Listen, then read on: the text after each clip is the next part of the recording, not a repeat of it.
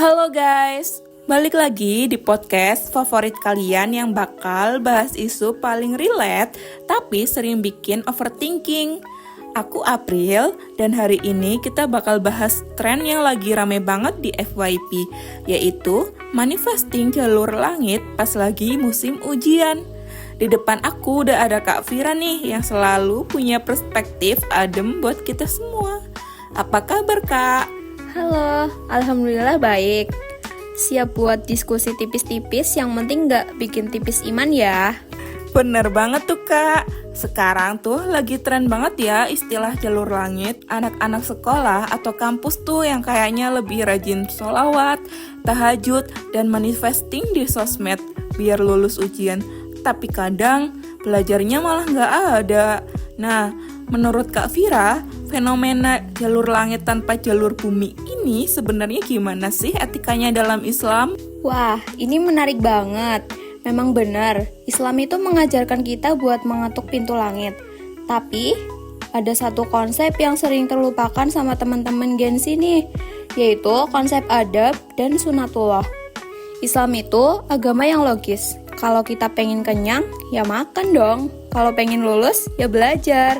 Tapi kan ada yang bilang Kak, kalau Allah sudah berkehendak, gak ada yang gak mungkin. Nah, banyak yang saking percayanya sama keajaiban, mereka ngerasa sholawatan aja udah cukup loh buat bikin jawaban ujian muncul sendiri di otak. Emang itu salah ya? Sebenarnya, menaruh harapan penuh ke Allah itu bagus banget. Itu namanya tauhid. Tapi kalau kita sengaja ngebelajar padahal punya waktu dan kesempatan, itu bukan tawakal, tapi tawakul, alias terserah gue deh. Dalam Islam, doa dan usaha itu satu paket.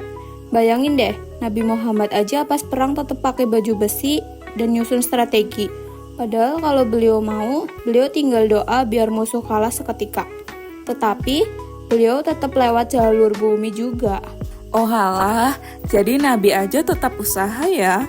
Terus kalau ada yang manifesting doang, tapi pas ujian malah nyontek atau pakai joki karena ngerasa ini takdir Allah biar gue lulus, itu maksudnya gimana ya Kak? Nah, ini yang bahaya, mengatasnamakan jalur langit buat menghalalkan segala cara.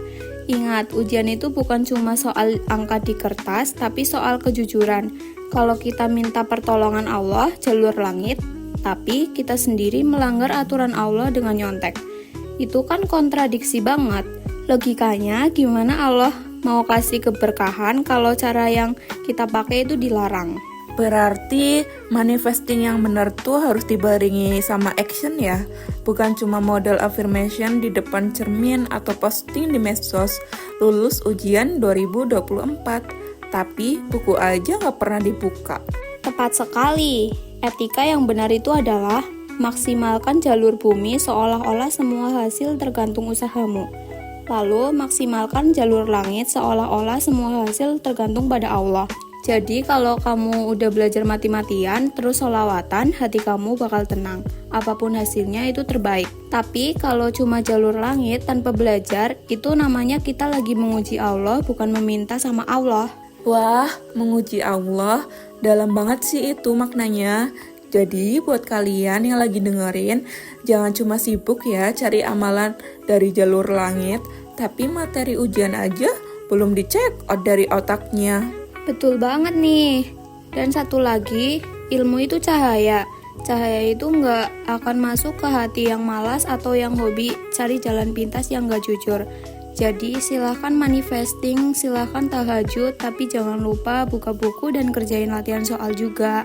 No cap ya Kak, syariah dapet, prestasi juga dapet. Oke, terima kasih banyak Kak Vira buat ilmunya hari ini ya. Singkat tapi ngena banget. Aku April dan kita ketemu lagi di episode selanjutnya. Stay slay and stay berkah. Bye-bye.